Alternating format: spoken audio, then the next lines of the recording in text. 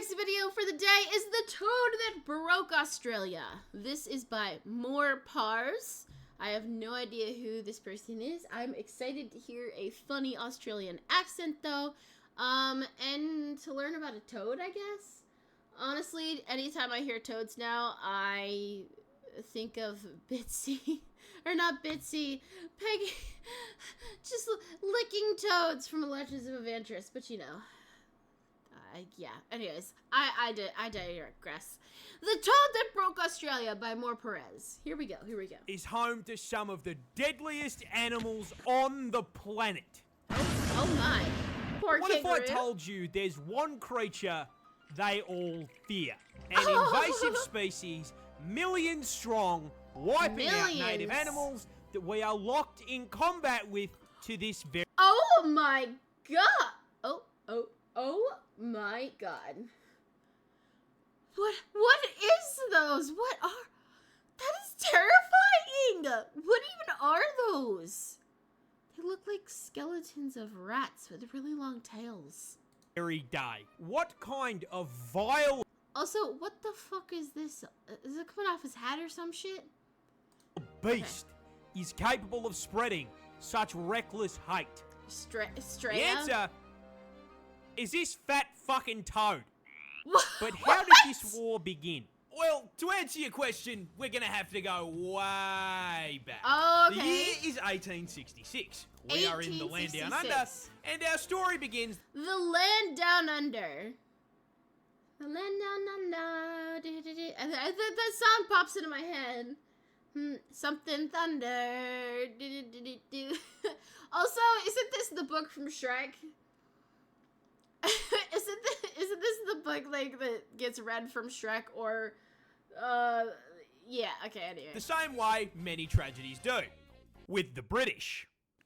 The See, British! having gone hippity hoppity, your ancestral home is now my property around 90. Hippity hoppity, your ancestral home is now my property. What? Okay, what?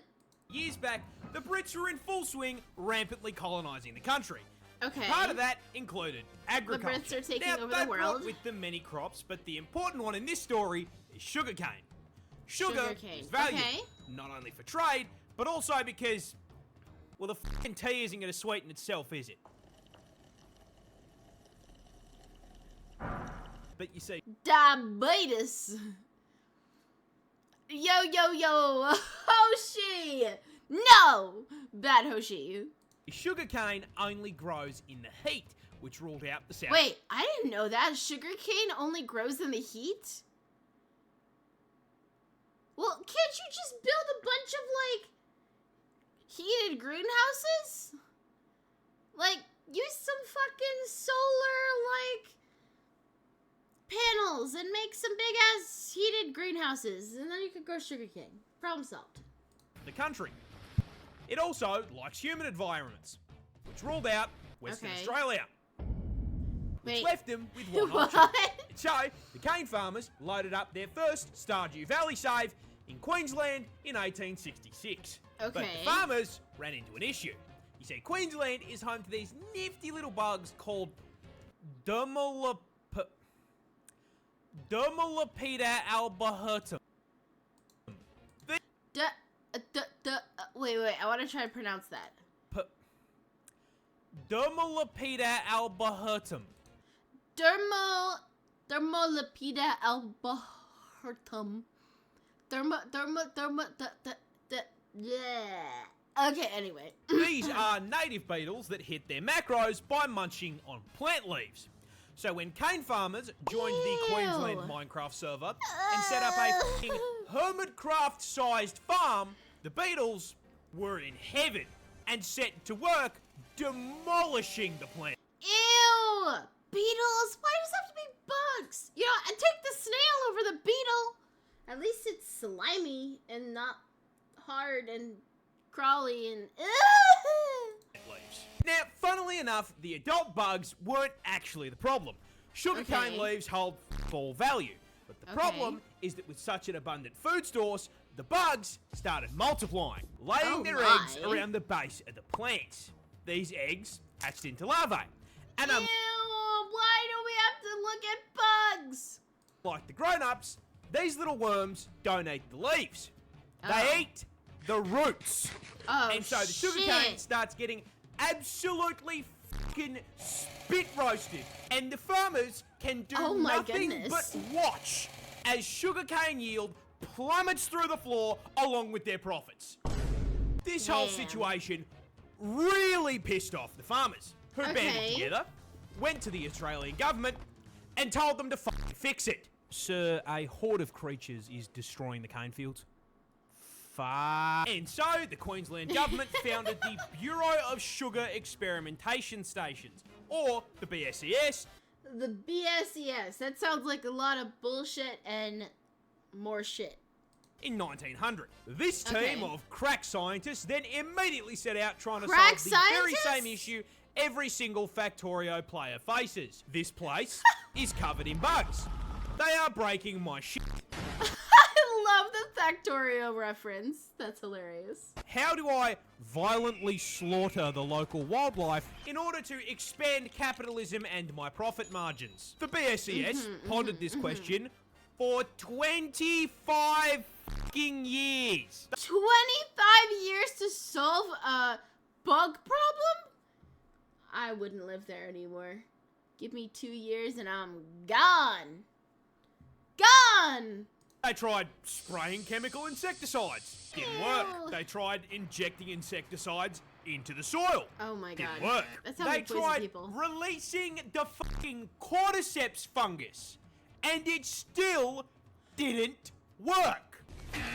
Then, one day in the office, while pondering this question, someone had an idea. Okay, we are getting outmaneuvered by the cast of Bugs Life. Someone in this office, please. Alright guys, I'm just saying, Bugs Life was like OP to grow up on. Please, in the comments, let me know how many of you guys watch Bugs Life and did you enjoy it? Honestly, I loved the little squirt bug. She was my favorite. I think she was like the second princess. Give me anything. What about cane toads? What? What? Cane toads. Those big fucking fat things that exist in the cane fields in Hawaii. I mean, it's a frog. They eat bugs.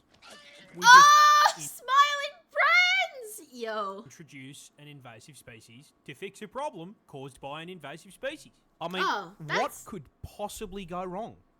What could possibly go wrong? What could possibly go wrong?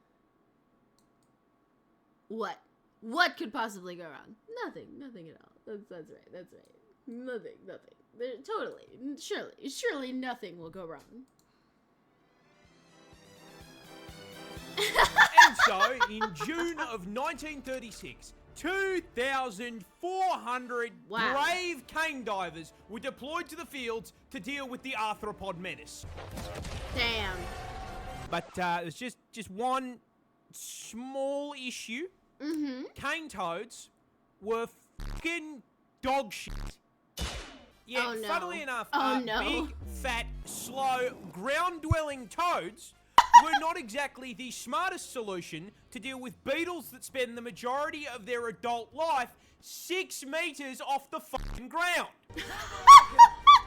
I have the high ground. On top of that, cane toads don't dig for food either, so they didn't eat the larvae. Now, this all sounds like information that should have come up during the research and study phase of the plan. Wow. This, however, implies that there was a research and study phase. The BSES did not conduct a single fucking study on environmental impact before releasing an army of cane toads. That's crazy! I can't, how do they just, where are the checks and balances?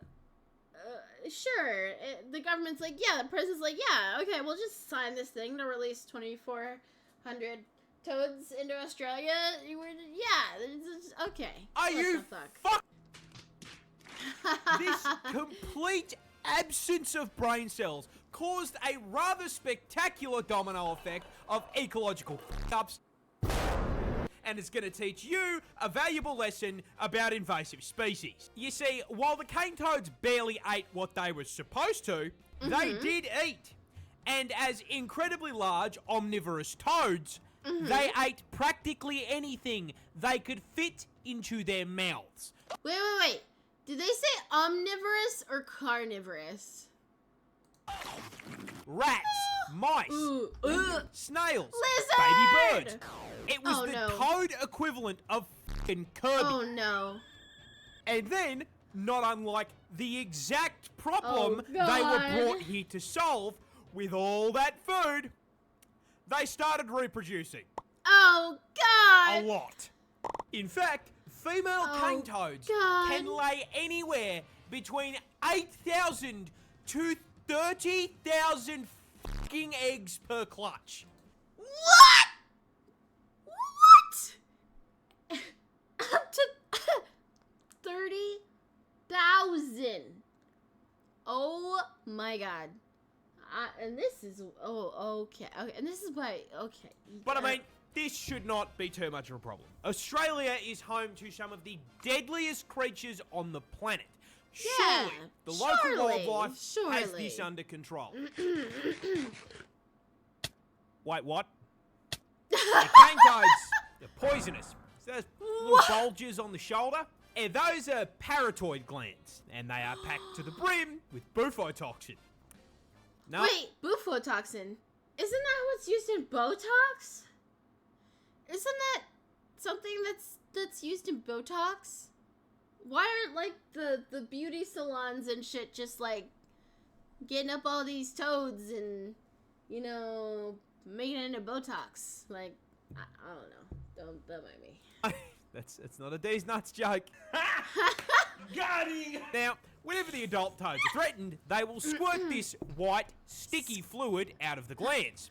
White, sticky fluid. Oh my. When ingested, it does two things. One, makes you trip absolute balls thanks to the hallucinogenic Oh my God. And two, the other ingredient, bufogen, just straight up gives you a fucking heart attack.